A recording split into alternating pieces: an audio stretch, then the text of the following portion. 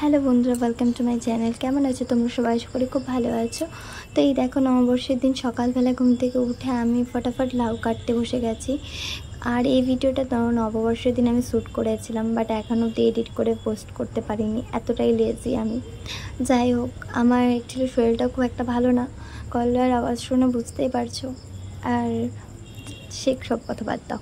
তো আজকে আমাদের বাড়িতে অনেক কিছু মেনু হচ্ছে। আর এখন দেখো, আমি সবজি কাটতে কাটতে মাসি আমাকে চা দিল আর আমি চা খেয়ে নিলাম। তো এখানে কাজু আর কিশমিশ বিছিয়ে দিচ্ছিলাম। ফার্স্টে প্ল্যান হয়েছিল যে ফ্রাইড রাইস হবে, তো ফ্রাইড রাইস হবে না, এখন হবে হচ্ছে পোলাও। তো যাই হোক, এখানে মেয়ের জন্য আমি সুজি চাপিয়েছি এক সাইডে আর কাজু কিশমিশটা বিছিয়ে দিচ্ছি।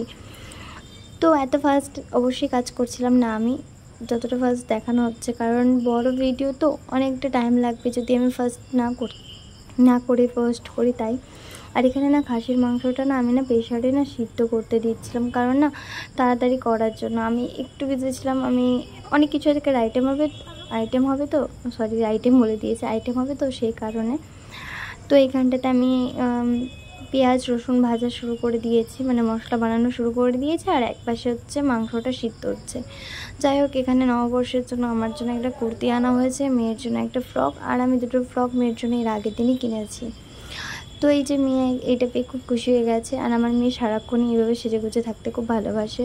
ও লেহেঙ্গা, তারপরে বড় শাড়ি, এইসব খুব পছন্দ করে, লং ফ্রক। আর এখানে আমি আলু ভাজছি, তো তোমাদেরকে দেখিয়ে দিলাম। আমি একা একা রান্না করছিলাম আর শ্যুট করছিলাম, অসুবিধা হচ্ছিলো, এই জন্য আমি রেসিপি দিতেই পারলাম না। তো তোমরা সবাই তো জানোই মাংস কীভাবে রান্না করতে হয়, বাট আমি যেভাবে করি, মাটনটা রান্না করি, একদিন তোমাদেরকে আমি পুরো ব্লগটা দেখিয়ে দেবো রেসিপির, ঠিক আছে? তো যাই হোক, এখানে ফটাফট করে রান্না করছি। আজকে আমার মা বোন ওরাও আসবে বাড়িতে খাওয়া দাওয়া করতে, এই কারণে। আর এত গরম পড়েছে, আর আমি কি বলবো তোমাদেরকে। তো আমার মাংস সিদ্ধ হয়ে গেছে, তো আমি ওর মধ্যে দিয়ে এখন ভালো করে কষাবো মাংসটা, এই জন্য মাংসটা দিয়ে দিলাম। আর এখন ভালো করে কষাতে থাকবো মাংসটা পরিমাণ মতো। ওখানে মাসি মশলা করছিল, আমাকে দিল, আমি দিয়ে দিলাম মশলাগুলো। এবার ভালো করে মশলাগুলো দিয়ে কষাবো। তো মাসিকে বললাম, মাসি একটু দেখাও না সবাইকে, আমার ফ্রেন্ডদেরকে, যে আমি মাটনটা কেমন করে করছি। আর মাসি কিন্তু ফার্স্ট টাইম ক্যামেরা ধরেছে, কিন্তু খুব সুন্দর ক্যামেরা ধরেছে। আর ওই পাশে দেখেছো না মশলা করা আছে, ওই মশলাটা হচ্ছে পোলাওয়ের জন্য।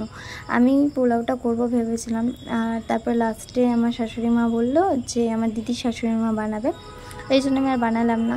যাই হোক, এখানে আমি আমার মেয়েকে রেডি করে দিচ্ছি, নতুন ফ্রকটা পরিয়ে দিলাম, যেটা আনা হয়েছিল সকালে একটু আগে, কিছুক্ষণ আগে দেখলে। আর আমার অবস্থা তো দেখতেই পাচ্ছ কত জঘন্য হয়ে আছে।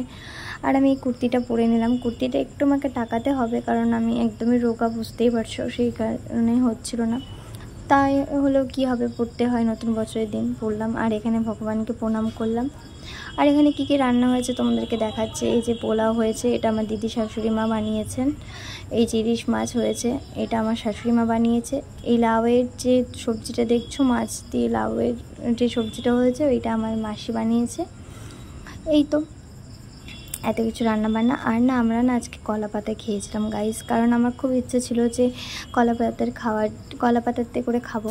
টক হয়েছিল, লাউয়ের মাছ দিয়ে ওই তরকারিটা হয়েছিল, ইলিশ মাছ হয়েছিল, আর খাসির মাংস হয়েছিল, আর মিষ্টি আর ঠান্ডা তো ছিলই। যাই হোক, এখানে ব্লগটা শেষ করছি। তোমাদের কেমন লাগলো বলো। আর এটা আমার মা, এটা পাশে আমার বোনও, সবাই আমরা একসাথে খাচ্ছি।